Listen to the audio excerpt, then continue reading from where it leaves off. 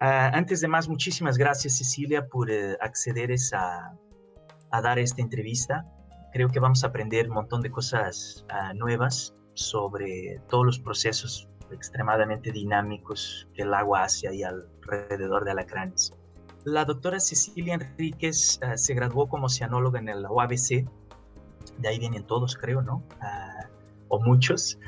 Después se fue a la Universidad de Plymouth en Reino Unido, donde estudió ciencias marinas aplicadas. Ahí hizo su doctorado en procesos de mesoescala. Y regresando a México, trabajó en el CINVESTAP, a donde hizo una serie de modelos de circulación de la plataforma de Yucatán o Banco de Campeche, como le quieran llamar.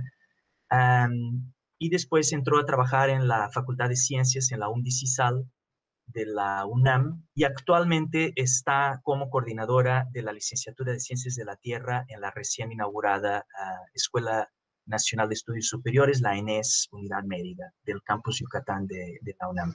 Cecilia, muchísimas gracias por tu tiempo. Qué bueno que conseguimos robarte una horita para que estés aquí con nosotros. Al contrario, muchas gracias por la invitación. Un placer. Mira, la pregunta que hago siempre a todos los colegas que nos están apoyando con esto es, ¿tú conoces Alacranes? ¿Has podido ir a Alacranes? ¿Has estado allá alguna vez? Nunca he puesto un pie en Alacranes, pero he pasado y lo he visto desde el buque por lo menos unas 5 o 7 veces. Entonces, lo conozco desde lejos, haciendo campañas oceanográficas, y lo conozco por la información que he estudiado de sus alrededores.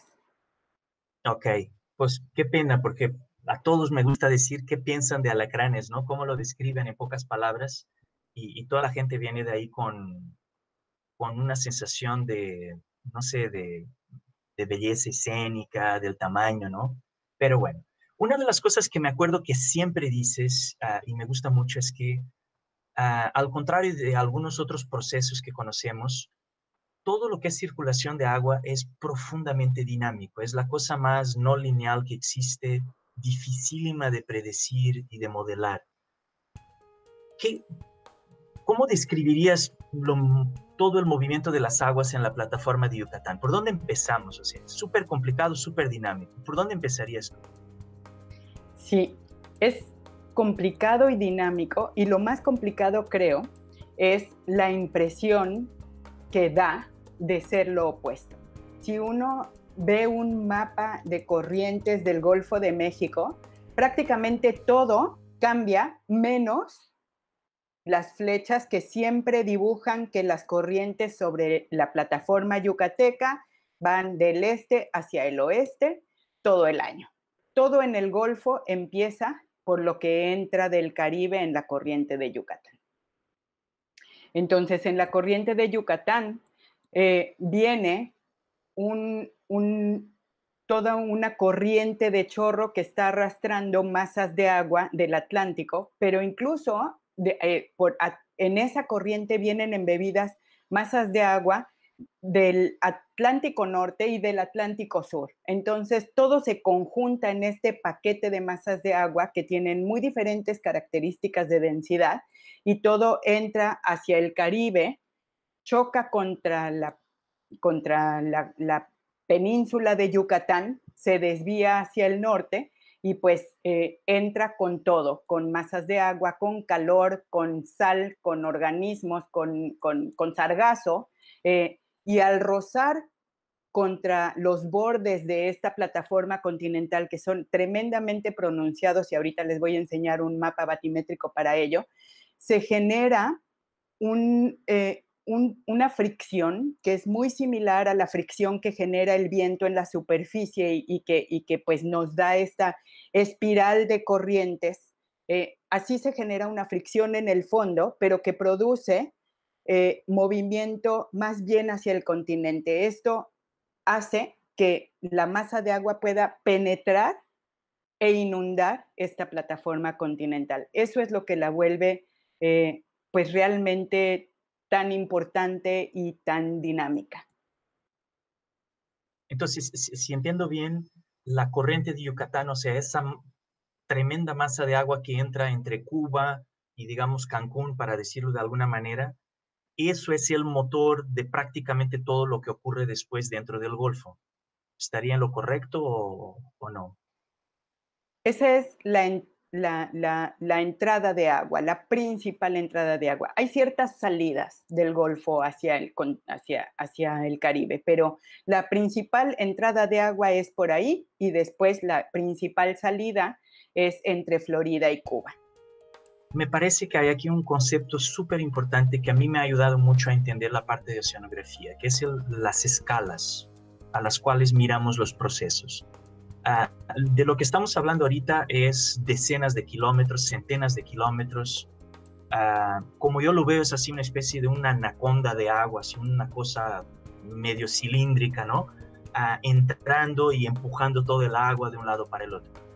Pero una vez que esa agua entra a la plataforma, como es muy somerita, empiezan a ocurrir procesos a otra escala, ¿no?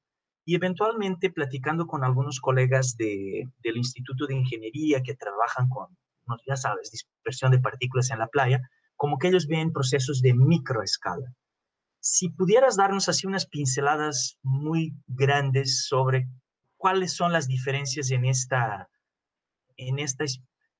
en esta manera de mirar a las cosas en diferentes escalas, los proyectos de macroescala, mesoescala y microescala, antes de entrarnos a lo de la corriente.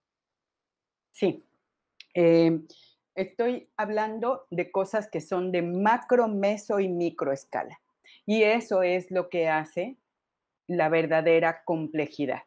Tradicionalmente en oceanografía, pues los oceanógrafos de mar profundo borran la superficie y borran lo que está cerca de los continentes, porque en las orillitas la fricción, esta que hablábamos con el viento o con los continentes, les mete demasiado ruido. Entonces, todo nuestro banco de Campeche estaría influenciado por esa fricción y por lo tanto no cuenta en las cosas de las escalas mayores, ¿no?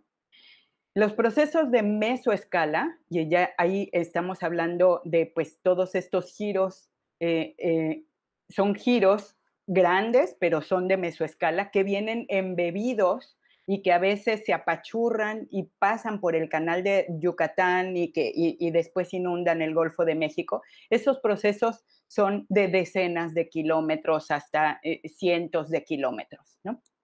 200 kilómetros de diámetro, por ejemplo. Eh, las cosas de ese tamaño también casi siempre se mantienen pues en el océano profundo o pueden empezar a influenciar las zonas costeras. Sin embargo, en términos como de escala espacial horizontal, pues nuestra plataforma puede albergar cosas de ese tamaño en lo horizontal, aunque en la vertical, pues es como un chapoteadero, ¿no?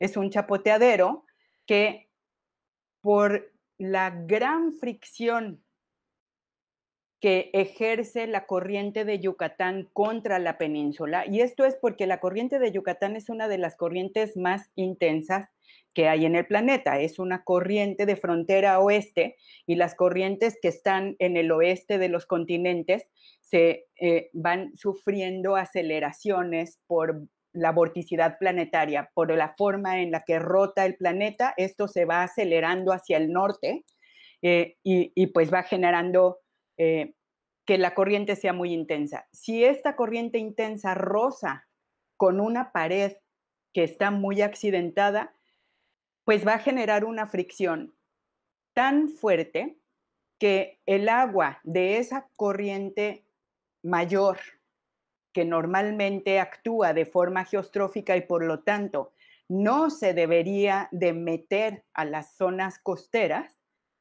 lo que sucede con esta fricción es que parte intermedia de esa corriente se eleva y si existen las condiciones, que aquí muchas veces las existen, de que ya estando cerca del alcance del viento, el viento lo destrape y la meta hacia nuestra plataforma, entonces está inundada por unas masas de agua que nunca encontrarías a esas bajas profundidades. Se encuentran mucho más profundas en el Caribe, entre 150 a 250 metros de profundidad. Son aguas muy frías, aguas con mucho contenido de nutrientes que están muy lejos de la superficie y que de repente por este roce súbitamente pueden subir a profundidades de 10 metros y ya no se vuelven a caer porque están sobre el suelo bajito de toda la plataforma yucateca. Y ahí pueden entonces estar siendo transportadas y enriquecer y generar toda esta estratificación y esta diferenciación con respecto a las características de lo que debería de haber por densidad en toda la parte superficial del Golfo de México, que es el agua común del Golfo, es un agua caliente, con pocos nutrientes normalmente, con otras características. Ahí Ceci, yo me acuerdo de una vez que estábamos buceando al norte de Contoy y fue impresionante porque Contoy es esa islita ahí al norte de Cancún y 5 kilómetros al sur de Contoy el agua estaba calentita, estaba no muy limpia, pero con buena visibilidad. Y buceamos como 200 metros al norte de Contoy, había una corriente brutal hacia, digamos, adentro del Golfo. Era una agua helada, pero tenías como una diferencia de 5, 6, a lo mejor 7 grados, completamente turbia, no se conseguía ver nada, montón de peces. Y era, yo no podía acreditar, o sea, eran, no sé, 2 kilómetros, 3 kilómetros de diferencia, y eran claramente masas de agua. Y te lo puedo decir porque en la mañana buceamos en un lugar y en la tarde buceamos en el otro. Pues, dice, a tan corta escala estas diferencias.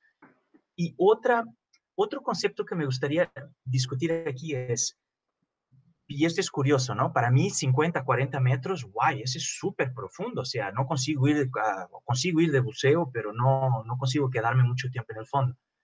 Pero me gustaría que quien nos esté escuchando entienda que 40, 50 metros, que sería más o menos el promedio de la profundidad en el Banco de Campeche, de toda la plataforma, en términos oceanográficos es súper somero. Es como tú dices, un chapoteadero, ¿no? Y al ser muy somero, entiendo yo que esas aguas se deberían de calentar y sin embargo a veces no se calientan, que es cuando llegan estas masas de agua fría que vienen de la corriente de Yucatán, ¿no?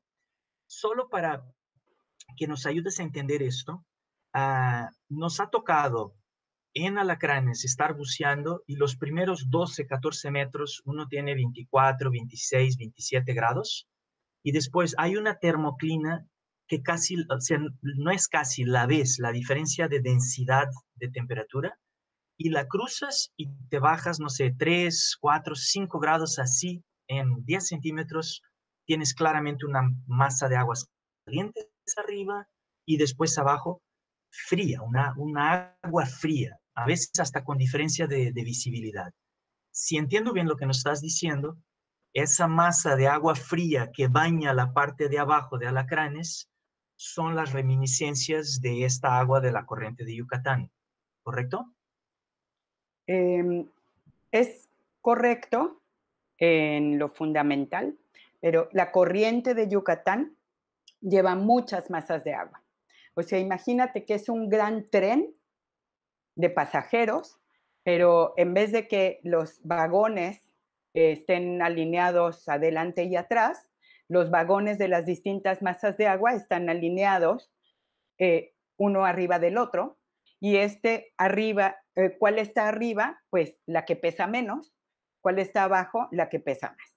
¿Cuáles pesan más? Las que se generan cerca de los polos, que son aguas que están muy frías, que en cierto momento del año, sobre todo cuando se están congelando los polos, pues toda o mucha, la mayor parte de la sal que suelta el agua que se está congelando, se queda en el agua que no se ha congelado. Está súper cargada de sal, súper fría. Las condiciones que le dan la mayor densidad. Inmediatamente se hunde y en cuanto llega a lo más profundo del mar, queda protegido de la mezcla. Los movimientos son súper lentos y entonces eso es el motor precisamente de la circulación termoalina de todo el planeta, es ese hundimiento, la generación de agua muy densa en los polos que se hunde y al ir hundiendo se va empujando al agua que está allá. En algunas se va por el fondo hasta llenar las partes profundas de las cuencas de los océanos, pero pues sigue empujando porque se sigue generando en los polos y así va surgiendo e inundando ciertas cuencas. Entonces, al Golfo de México entran no las masas de agua más densas del planeta, pero sí masas de agua que vienen de las zonas bastante de altas latitudes, tanto del norte como del sur.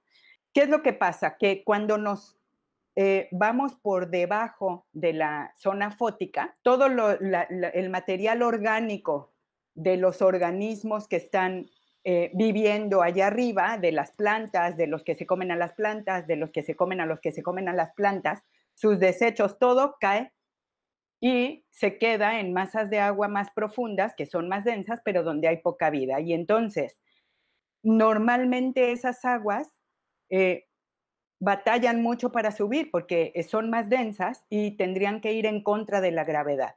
Las fuerzas que generan una surgencia en el planeta son pues o el viento o la fricción.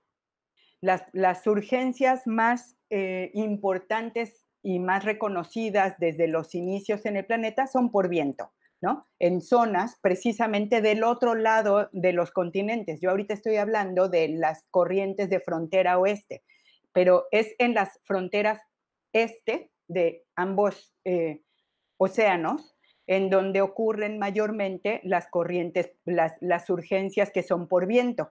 Y eso es porque esas corrientes de las fronteras este no son tan dinámicas, por lo mismo que hablábamos, por la rotación de la Tierra. Van perdiendo su vorticidad planetaria conforme viajan de altas latitudes hacia el Ecuador y se van deteniendo. Y al irse deteniendo, son capaces de tener un mayor tiempo de residencia que le da tiempo al viento de actuar, de que suba agua para compensar el agua que se desvió por Coriolis y que el agua que está subiendo tenga todo el tiempo del mundo para generar esta cadena de crecimiento en los diferentes niveles tróficos. En el lado oeste, no da tiempo para que esos procesos ocurran por el viento, pero lo que sí ocurre es esta acelerada fricción. Y la acelerada fricción, entonces, puede levantar a las masas de agua, pero pues normalmente el agua va tan rápido que no da este tiempo para generar estos crecimientos. ¿Qué es lo que pasa en esa zona que me estás tú platicando? Ya en la orillita de Cancún. Pues que ahí, de repente, algo subió a las masas de agua, pero tenemos la situación en la que ya puede permanecer por más tiempo en una zona a darle tiempo a este crecimiento, ¿no? Entonces, puede ser porque está subiendo y subiendo, bombeando durante muchos días en ciertas épocas del año, de forma que va alimentando al fitoplancton y al zooplancton y generando todo esto. Eso ocurre, lo sabemos, en Cabo Catoche. Lo siguiente que ocurre es que si esa agua que subió, algo la mueve y la pone sobre la plataforma, entonces va a tener todo el tiempo del mundo para desencadenar todo eso. Allí están los nutrientes, está cerca de la luz y entonces se nos viene pues esta situación que favorece la productividad sobre la plataforma y por eso son buenas pesquerías. Si no hubiera esa urgencia, pues probablemente no habría casi nada, sería quizá un desierto, ¿no? Pero entonces aquí le damos todo ese tiempo, pues gracias a que no se puede hundir. ahí déjame hacerte una pregunta. Entonces, digamos que la corriente de Yucatán, al encostarse más del lado izquierdo, digamos, encostarse a Cancún para que nos entiendan, genera esa fricción y esa fricción hace con que algunos vagones de agua puedan subir y bajar, ¿no? Una vez que el agua ya está arriba y empieza, digamos, a desbordar hacia la plataforma, lo que mueve esa agua ya no es solo la corriente de Yucatán. Ahí me imagino que entrarán factores como, ¿qué será? El viento superficial, mareas, o no, o sigue siendo, digamos, el efecto, el momentum de esas subidas de aguas que entran por la plataforma. O sea, quiero entender si ese movimiento de agua que llega hasta Alacranes, porque Alacranes está bastante más, digamos, al centro de la plataforma, si es solo el resultado de esta, digamos, aporte de agua fría, llena de nutrientes, o si también ya es un poquito el efecto del viento y de corrientes de marea, que no sé si son muy importantes en el Golfo.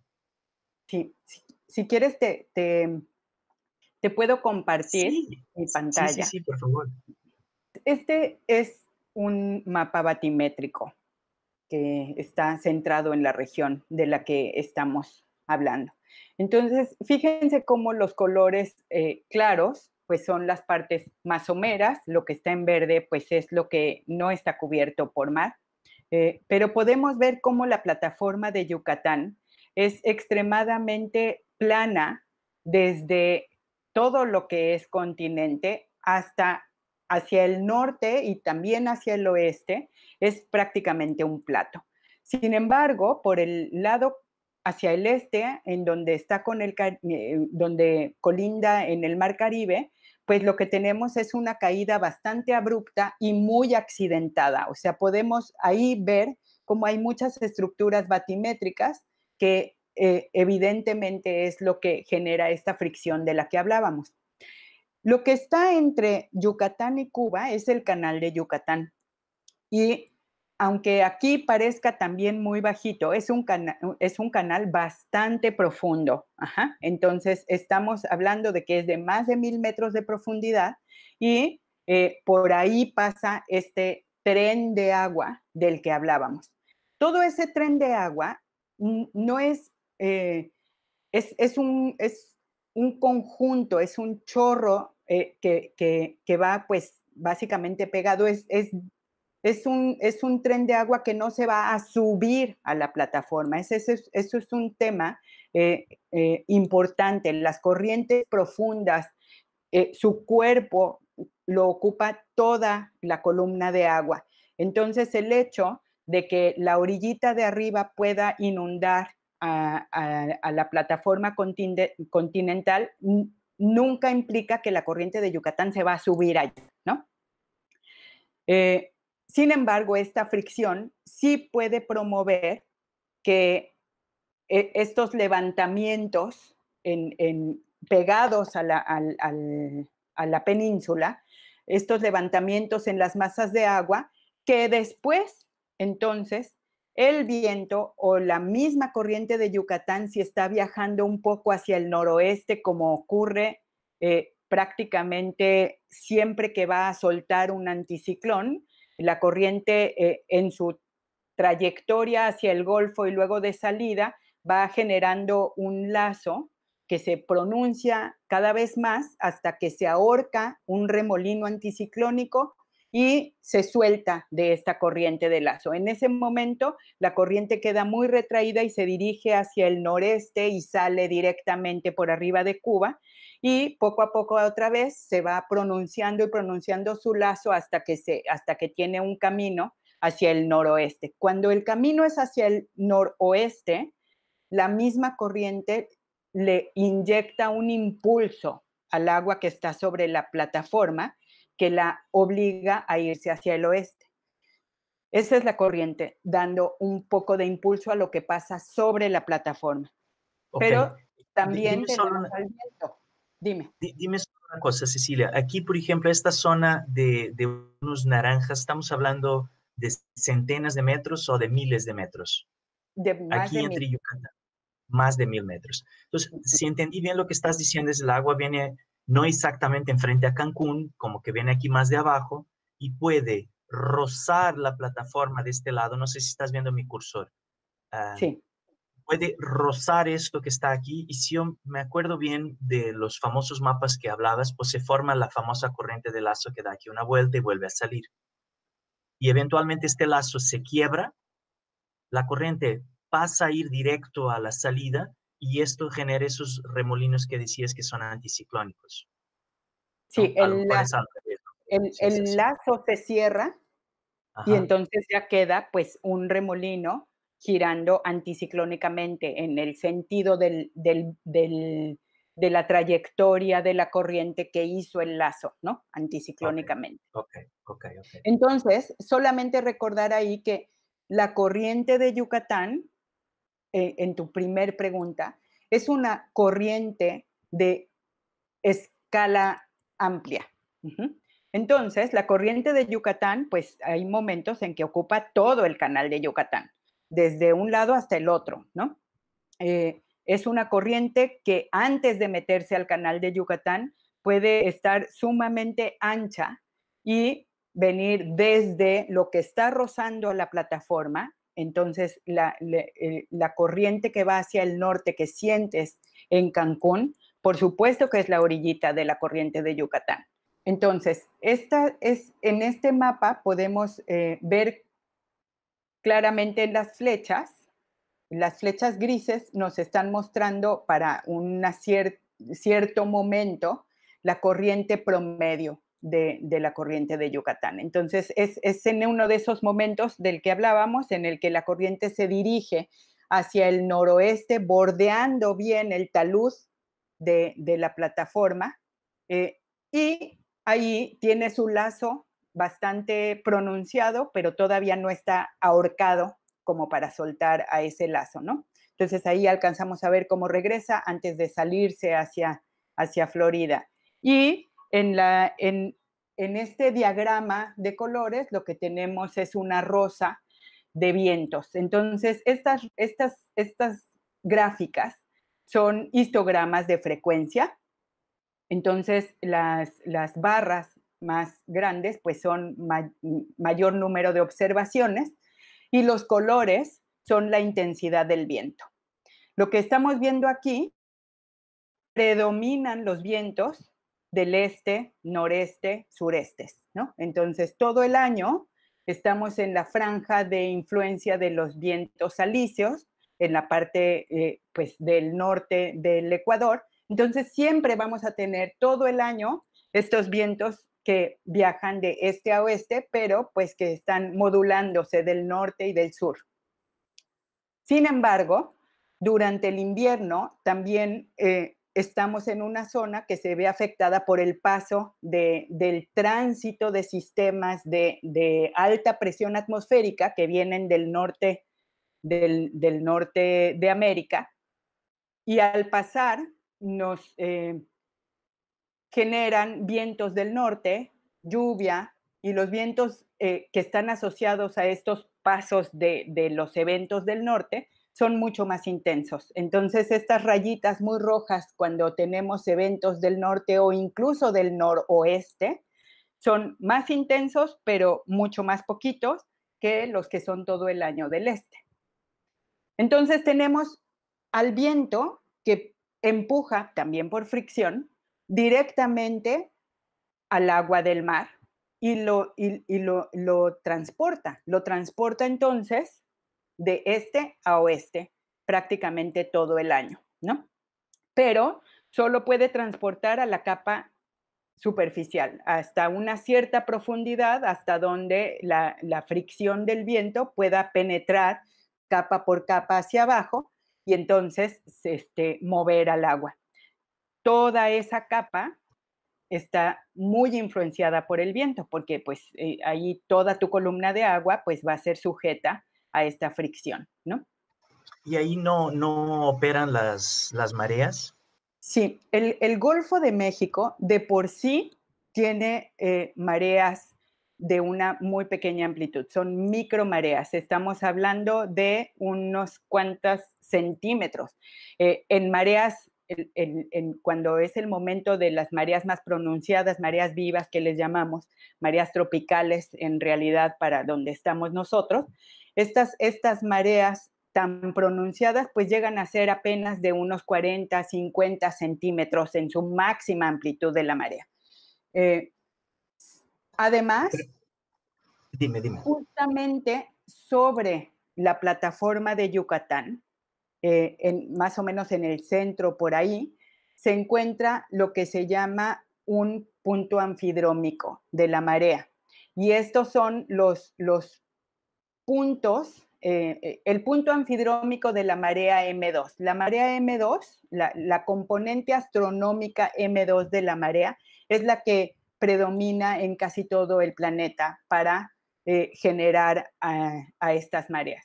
El hecho de que estemos cerca de un punto anfidrómico quiere decir que estamos en uno de los nodos de la onda. Entonces es el sitio que ni sube ni baja. Y lejos de ese nodo es donde la marea subiría y bajaría. Entonces, pues estamos básicamente en un sitio donde prácticamente no tenemos marea, aunque sí Entonces, la hay. claro. Entonces, intentando resumir, lo que va a pasar en Alacranes tiene que ver con esta corriente de Yucatán y cuando la corriente de Yucatán se acerca más al borde, aporta más agua, el agua entra a la plataforma, después vienen los vientos que ayudan a empujar esa agua, digamos, hacia la izquierda, hacia el oeste, y llevar esta agua fría, salada, llena de nutrientes a toda la plataforma. Es cuando tenemos los blooms de algas, el crecimiento de zooplancton, todas las cadenas tróficas que después se montan arriba de eso, ¿no? Entonces, yo nunca he hecho estudios allá en Alacranes, pero mm, creemos que muy probablemente Alacranes pues está en la zona de paso de esta masa de agua fría y rica en nutrientes. Esto ocurre todos los años. El levantamiento ocurre todo el año porque pues la corriente de Yucatán está todo el año, pero hay una suma de factores que hacen que los eventos de surgencia y por lo tanto la presencia del tiburón ballena y la presencia de las mantas gigantes y los eventos de marea roja y todas las cosas que crecen de manera brutal cuando hay ese oasis de vida que nos imparte la corriente de Yucatán, todo eso ocurre únicamente entre abril y, digamos, agosto, septiembre, ¿no? Entonces, tiene cierta estacionalidad este proceso de aporte de aguas por parte del Caribe. En la otra parte del año, el agua también es fría porque pues es la parte de invierno y entonces puede haber otros procesos como ya dijimos, ¿no? Mi, yo pienso que a Alacranes le puede llegar agua fría y con nutrientes, quizá durante el verano gracias al fenómeno de Cabo Catoche y durante el resto del año gracias a que se encuentra lo suficientemente lejos o sea, más bien lo suficientemente cerca del borde continental y cerca de cañones que a lo mejor le permitirían ir también recibiendo baños de agua fría y rica en nutrientes por el lado norte, ahí por donde se ve ahorita ese puntito negro, ¿no? La O, ¿no? Por acá. Ajá, O sea, en entrada esa de aguas del norte, ok. entrada de aguas del norte por donde están esos cañones y esas muescas del borde continental. Por aquí, por acá, ok. Sabemos Ah, que perdón. en el Golfo de México sobre todo durante la época invernal, estos eventos del norte que generan viento del norte, crean unas ondas que se propagan a lo largo de toda la costa y que van viajando así Veracruz, Tabasco, suben y bordean a toda la plataforma continental. Y son ondas, ¿no? Como una ola que sube y que baja. Entonces, asociados al paso de ondas atrapadas a la costa, muchas veces cuando hay muescas o cañones, pues puede también inducirse un bombeo de agua, eh, pues de agua, bueno, esto ya no es superficial obviamente, pero de agua más profunda, ¿no? Que podría también ser una de las cosas que provean las circunstancias para que esté esta isla de coral en medio de la nada, ¿no?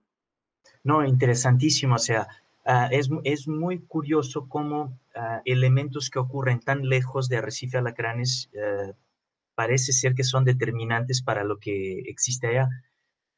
No sé si en esta otra figura que compartiste existan temperaturas. Aquí está. Aquí sí podemos ver que sí, son aguas que llegan a 18 grados, ¿no? De temperatura, o sea, aguas realmente frías. Así es. Entonces, esta masa de agua, de hecho, está completamente caracterizada por sus propiedades de temperatura y de salinidad. Es la masa sub, subsuperficial en el Atlántico y es bastante fría y también salada. Entonces, esa masa de agua, por su densidad, no podría estar, como aquí la vemos, a 10 metros por debajo de la superficie, sino que se encuentran normalmente por debajo de 150, 200 metros. Y este mapa es muy bonito porque lo que estamos viendo aquí es una rebanada de pastel que incluye al agua y al continente, a la masa continental de la península de Yucatán.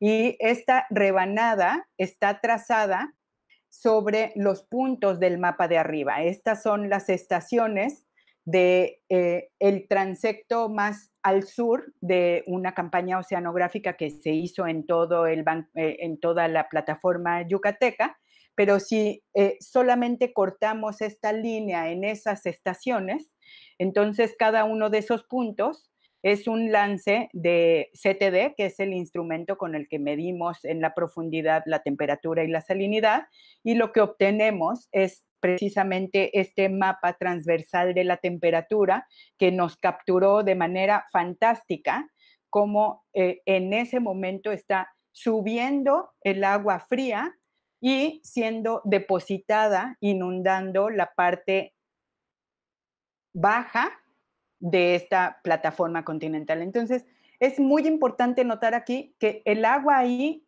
en todo el corte, pues solamente tiene 10 metros de profundidad y ver la diferencia térmica que hay entre la superficie y el fondo. Si uno se echa un clavado ahí, sientes lo que dices, sientes la termoclina y el cambio térmico de 30 grados centígrados en la superficie a 19 o 18 en el fondo es brutal. Es una termoclina tremendamente fuerte. Y las termoclinas, como todos los frentes pronunciados, o sea, el que haya este gradiente tan grande de temperatura, lo que hace es literal una frontera, una capa que protege a lo de arriba de no mezclarse con lo de abajo. Y claro, tenemos Claro. al viento que tiende a mezclar, el viento y las olas tienden a mezclar, pero tanta diferencia de densidad hace que se siga manteniendo. Es como si hubiéramos puesto de plano aceite allá abajo, ¿no? Entonces, con todo y que tenemos un viento y tenemos olas, esto es capaz de mantenerse así de estratificado hasta que sale del otro lado, a veces. No, es fantástico. O sea, esto ayuda a explicar primero por qué tenemos termoclinas tan drásticas en alacranes. Y aquí, sobre todo en la zona aquí del Cuyo, o sea, estamos hablando de que arriba hay 30 grados y abajo hay 23, o sea, son 7 grados de diferencia.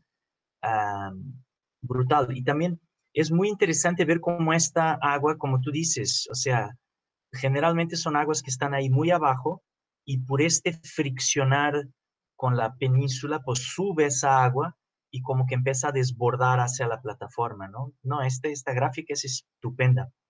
La voy a empezar a usar en mis clases. Perfecto. Esta es visto desde arriba y son unos experimentos numéricos.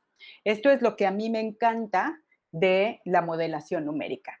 Y la parte que más ejercito es usar al modelo no para reproducir la realidad, como se usan muchos modelos, sino para jugar con la naturaleza, para uno hacer lo que no puedes hacer cuando sales a medir.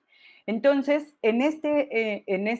estos experimentos que hicimos aquí, lo que hicimos fue jugar con la corriente de Yucatán, que tengo aquí representada con esa línea negra, y de alguna manera eh, hacer que en el modelo la corriente se fuera hacia el noroeste, como cuando ya se soltó el anticiclón del que hablábamos, o hacia el noroeste, como cuando todavía no se suelta y tiene su lazo bien curveado la corriente, acercarla o alejarla de la plataforma como para que genere más o menos fricción. Otras cosas que hicimos fue hacerla más intensa o menos intensa con exactamente la misma posición y misma trayectoria. Y lo que les estoy mostrando en los colores son únicamente las velocidades verticales, de forma que si el agua permanece en su mismo nivel de profundidad, pues es blanco, y si se levanta es hacia los rojos. Y con estos experimentos nos dimos cuenta de que el agua que surge en esa zona de Cabo Catoche es muy sensible a la trayectoria de la corriente de Yucatán. Y cuando bordea a la plataforma yendo hacia el noroeste, se fomenta muchísimo la surgencia. Sin embargo, el hecho de que la corriente se acerque o se despegue un poco de la plataforma, eso hace un cambio muy ligero en la surgencia, y eso lo podemos ver comparando el panel de arriba con el de abajo, tanto a la izquierda como a la derecha, ¿no? Estamos usando la misma trayectoria, pero acercándola, y vemos muy pocas diferencias en los colores entre lo de arriba y lo de abajo, ¿no? Digamos que, si entiendo bien, Cecilia, aquí en en la gráfica de arriba del lado izquierdo, tenemos la corriente entrando directamente al canal de Florida y Cuba. Ujú. Y aquí, digamos, si ustedes pueden ver, pues está un poquito a la derecha de estas líneas, mientras que aquí está a la izquierda de estas líneas. O sea, en la de abajo del lado izquierdo, la corriente está más cercana al continente y arriba del lado izquierdo está más lejana del continente. Y lo mismo se hace aquí arriba y abajo. Arriba del lado derecho la corriente está alejada del continente y cuando la acercaste al continente entrando para el lazo, pues no hay grandes diferencias, pero es brutal la diferencia en altura. Estás hablando de velocidades verticales de 1 metro. Y esta cosa que está aquí, no sé si ven en mi cursor, creo que es Isla Contoy o Isla Contoy estaría por acá, ¿no? No me acuerdo Las bien cuál sería. velocidades verticales, perdón, no son en metros, son de centímetros, pero mismo Bueno, así es ok, una... aún así es brutal, Ajá, sí. sí, Ok, ok, ok. Y dime una cosa, Isla Contoy sería esto que está acá, ¿no? así es. Sí, es esto que está aquí. Sí, es lo que te decía, eso estaba en medio de la surgencia. Ya. No, increíble, o sea, dependiendo de cómo está la corriente, pues entra más agua o menos agua a la plataforma. Y una vez que entró toda esta agua a la plataforma, el viento ya la lleva hasta la Alacranes. Y que lo que observamos con el viento también es fantástico. No nos hace ninguna diferencia en lo que sube o baja. Lo que nos cambia totalmente es el transporte horizontal de toda la capa superficial. Entonces, si estamos en una situación como las de la derecha, en donde el agua surge y tienes un viento que vaya hacia el oeste, pues esa agua la lleva, la advecta hacia la plataforma yucateca. Pero si tienes esa agua que ya inundó la zona de Holbox, Cabo Catoche y entra un norte, el viento, como les decía, tiene la capacidad de influenciar toda la columna de agua y podría ser que regrese toda esa agua hacia el canal de Yucatán, donde inmediatamente se va a hundir. Ok, entonces digamos que esta corriente es el motor de todos los procesos hidrodinámicos que ocurren en el Banco de Campeche, donde está Alacranes. Ah, mi pregunta es la siguiente. Esto es unidireccional, o sea, es del sur hacia el norte, del Caribe hacia el Golfo de México. Si de repente una larva de coral o una larva de pez que salen alacranes pudiera aguantar todo ese tiempo en la columna de agua, ¿tú crees que hay alguna probabilidad de que una larva del Golfo de México sea capaz de contrarrestar esta corriente y entrar al Caribe, o esto sería sumamente poco frecuente? Yo lo veo como lo que ocurriría en los menos de los casos, pero sí lo veo posible porque sí hay contracorrientes. Entonces, existen contracorrientes, las hemos observado con mediciones, en los datos de una serie de anclajes de corrientes que tenía el grupo CANEC de Sinvestab. Un par de esos corrientímetros estaban localizados justo en ese borde y ahí estamos seguros de que hay momentos en el que se da una contracorriente bien cerca es más, cuando ocurre mayor fricción, como que todo esto fluctúa, ¿no? Entonces, pasando ciertas pico de intensidad de la corriente y de la fricción, después se da una contracorriente. Y también ya habíamos visto que hay estas ondas atrapadas a la costa que viajan ciclónicamente en el Golfo, ¿no? Que entonces se vienen bordeando y le dan la vuelta a la península e irían a dar hacia el Caribe. Y pues las ondas también podrían ser algún mecanismo que facilitara pues el viaje, no sé, aunque las ondas pues no mueven masa de agua, pero sí tienen características para inyectar energía. Ok, entonces estamos hablando de que el patrón es lo que entra al Golfo, pues se queda en el Golfo y no regresa, ¿no? Entonces, digamos que los corales de Cozumel, los corales de Cancún aportan más veces que menos larvas hacia el Golfo de México, pero las larvas de peces y corales de alacranes rarísimas veces pudieran aportar reclutas a Cozumel, a Cancún, etcétera, ¿no? Eso yo pensaría, a reserva de que, para decirlo categóricamente, pues uno tendría que hacer un análisis profundo de, la dispersión que pudiera tener desde alacranes en condiciones extraordinarias, ¿no? O sea, quitarnos Claro.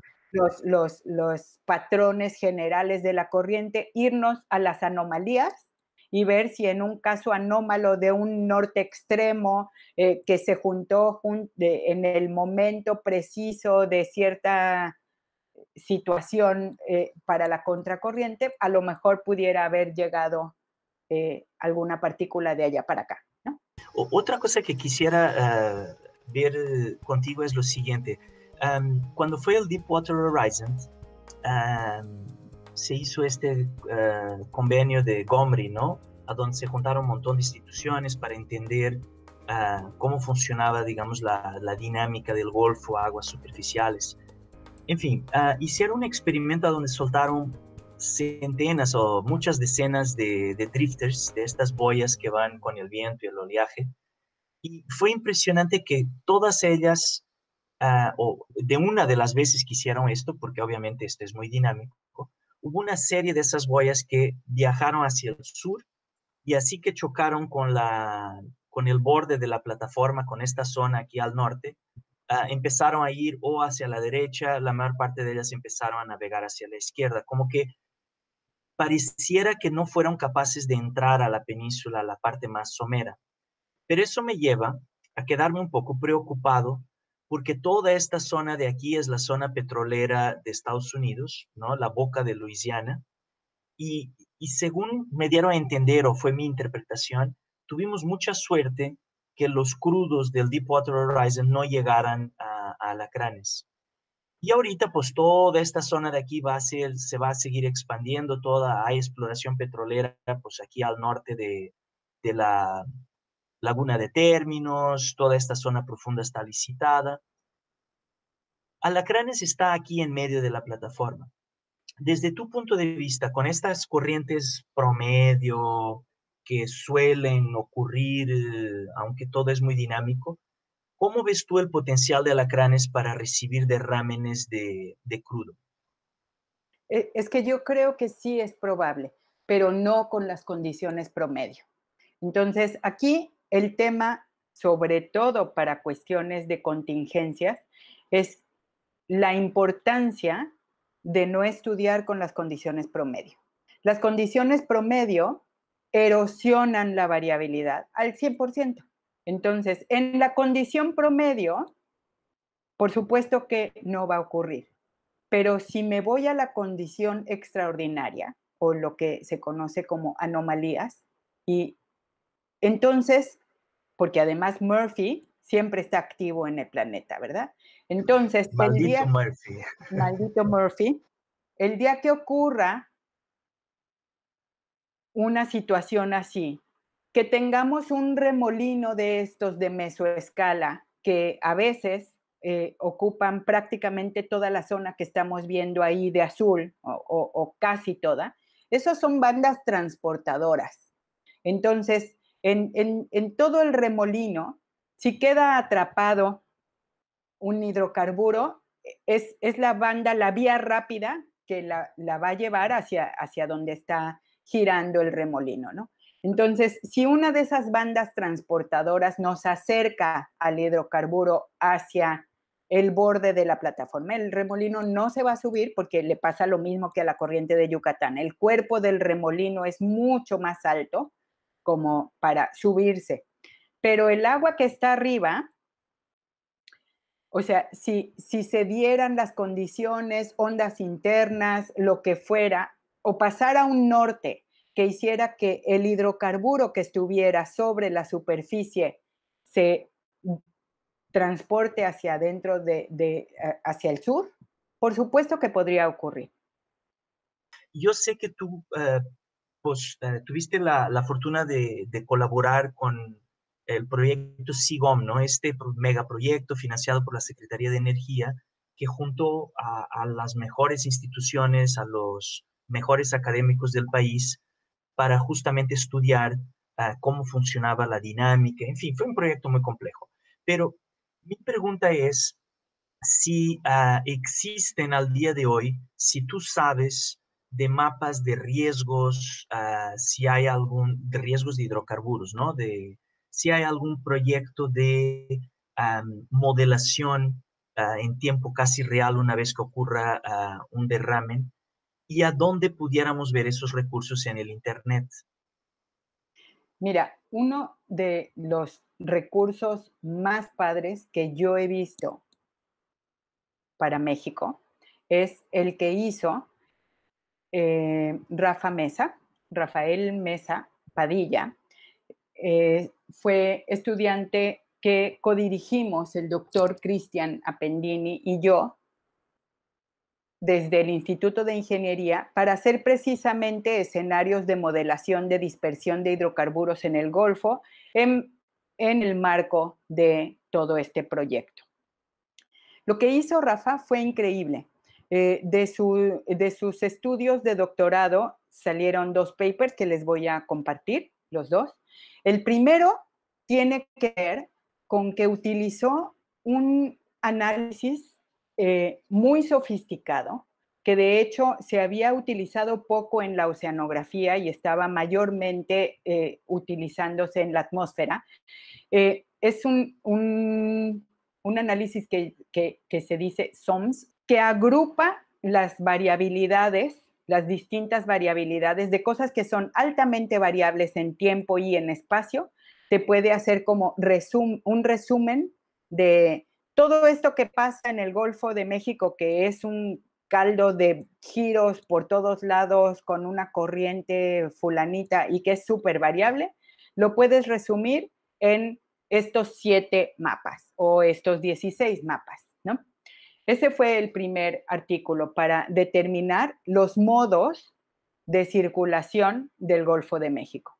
A partir de esos modos, él obtuvo paquetitos de circulación modelada, ¿no? Entonces, de forma que si yo sé que hubo un derrame de hidrocarburos, me puedo ir a las imágenes de satélite y determinar cómo está la circulación del Golfo de México ahorita. Entonces puedo ver si la corriente de lazo está muy pronunciada y hay un remolino que ya se soltó y así. Yo podría con ese ir al catálogo de estos modos y decir, ah, mira, la corriente ahorita se parece mucho al modo 3. Y ahí están embebidos todos los modos. Una vez que tú determinas que la corriente se parece mucho al modo 3, le dices, el derrame fue en, y lo que él hizo fue poner fuentes en donde están la mayor parte de las plataformas. Y entonces le dirías, mi derrame fue aquí. Y entonces genera el escenario de dispersión.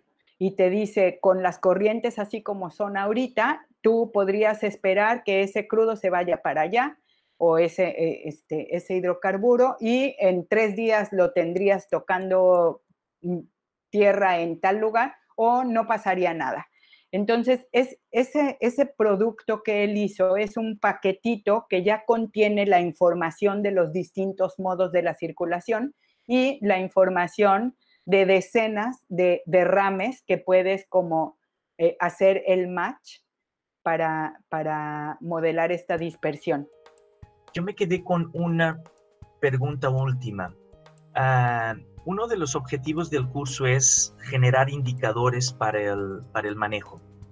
Entonces, para ti, teniendo en cuenta esto tan dinámico, la corriente de Yucatán, la influencia que tienen todas las cadenas tróficas del Banco de Campeche, la influencia que tiene la circulación en posibles eventos drásticos como un derrame de hidrocarburos, si tuvieras que escoger indicadores oceanográficos, ¿cuáles serían los indicadores oceanográficos que escogerías y en qué time frame? O sea, ¿en qué marco temporal y qué marco espacial? Y si esa información existe en algún lado, no sé, imágenes de satélite o modelos a posteriori.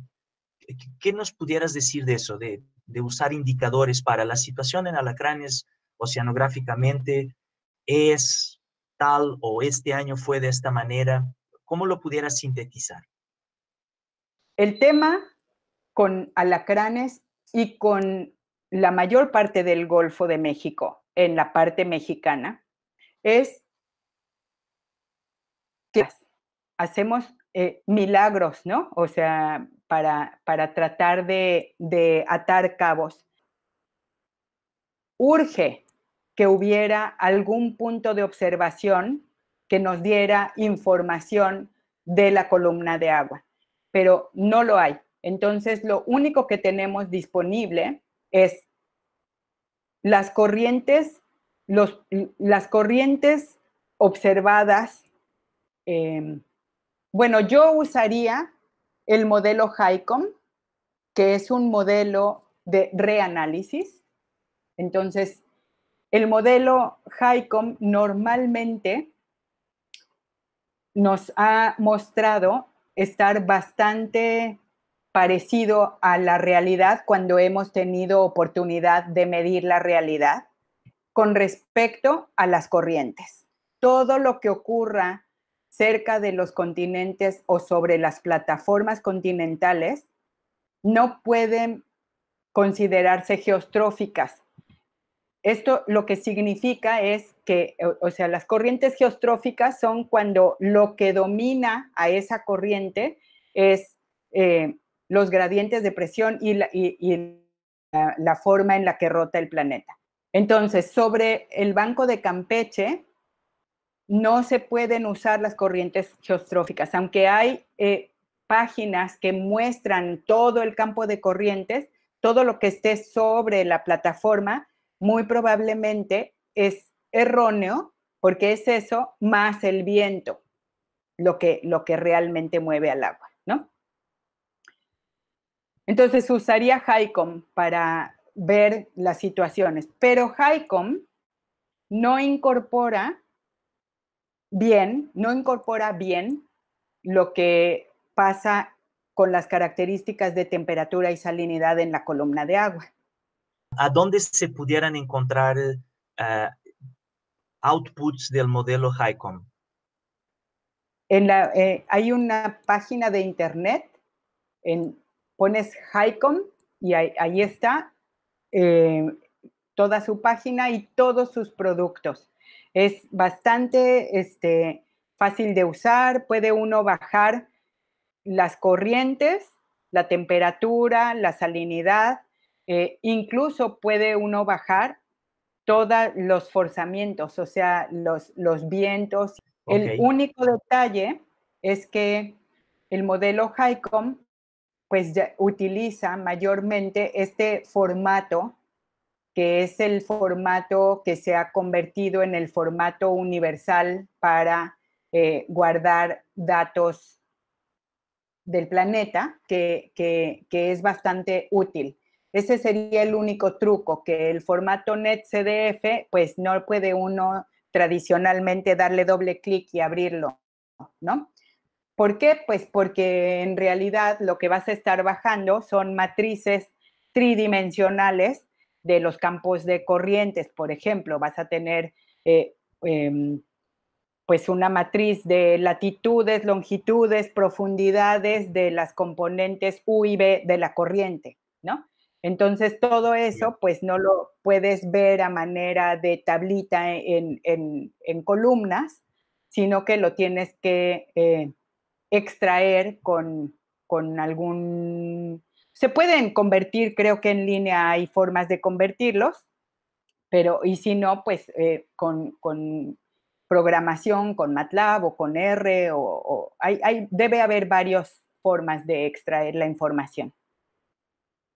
Ok, no, estupendo. Qué bueno que ahí ya entraremos a ver y a buscar posibles indicadores.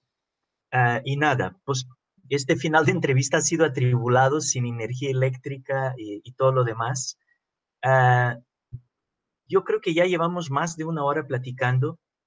Pudiéramos terminar aquí. Te agradezco muchísimo, Cecilia, tu tiempo, tus explicaciones.